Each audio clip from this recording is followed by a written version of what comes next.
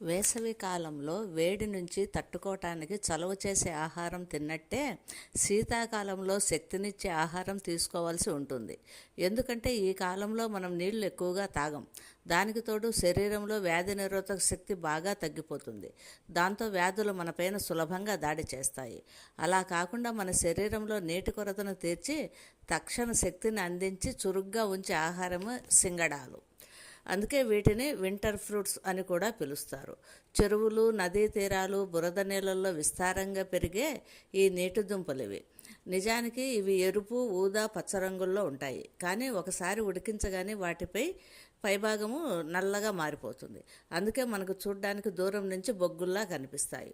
కానీ వీటి రుచి మాత్రం కాస్త తీయగా, మరి కాస్త కమ్మగా భలే ఉంటుంది. ఉత్తరాది వాళ్ళు ఆహారంలో సింగడాలను వాటితో చేసిన పిండికి చాలా ప్రాధాన్యత ఇస్తారు. సింగడాల పిండిని ఉపవాస ఆట అని, వ్రతాహారం అని అంటారు. ఎందుకంటే పండగలప్పుడు రోజంతా ఉపవాసం చేసి తర్వాత పిండితో అట్లు, రొట్టెలు చేసుకుని తింటారు. ఈ పిండిని నిస్సత్తుగా నుంచి కోలుకునేలా చేసి తక్షణ శక్తినిస్తుంది. ఇంట్లో గోధుమ పిండి, బియ్య పిండి లాంటివి ఉంటాయి, వాటితో చేసుకోవచ్చు కదా అనుకోవచ్చు. కానీ వాటితో పోలిస్తే ఈ పిండిలో క్యాలరీలు, కొవ్వు తక్కువ, పీచు, కార్బోహైడ్రేట్లు ఎక్కువ, ఫైబర్ పుష్కలంగా ఉండటం వల్ల రక్తంలో ఒకసారిగా చక్కెర స్థాయిలు పెరగకుండా అడ్డుకుంటుంది. ఆహారం దాంతో డయాబెటీస్, బరువు కూడా అదుపులో ఉంటాయి. ఇక పొటాషియం లాంటి మినరల్స్ పుష్కలంగా ఉండటం వల్ల బీపీ పెరుగుతుందన్న బెంగ లేదు. సమోసాలు వాటి ఉత్తరాది చాలా చోట్ల సింగడాలని అంటారు. ఎందుకంటే సమోసా తయారీకి మనం వాడినట్టుగా మైదా పిండిని వాడరు అక్కడ. ఆరోగ్యానికి మేలు చేసి సింగడా పిండినే వాడతారు. యాంటీ ఆక్సిడెంట్లు పుష్కలంగా ఉండే సింగడా దుంపల్ని ఆలు, బీట్రూట్ లాంటి దుంపల్ని ఎలా వండుకుంటామో అలానే కూరలుగా వండుకుంటారు.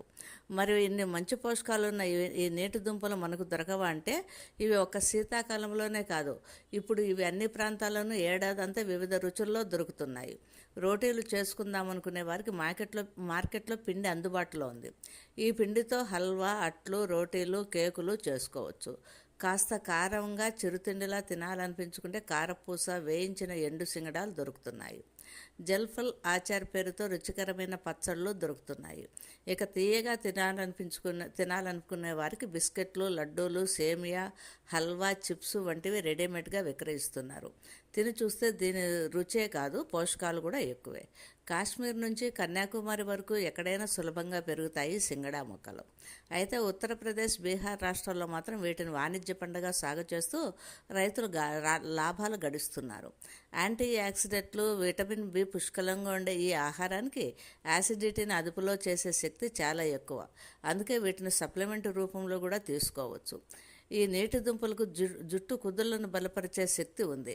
విటమిన్ ఇ పుష్కలంగా ఉండటం వల్ల చర్మానికి ఎంతో మేలు చేస్తుంది.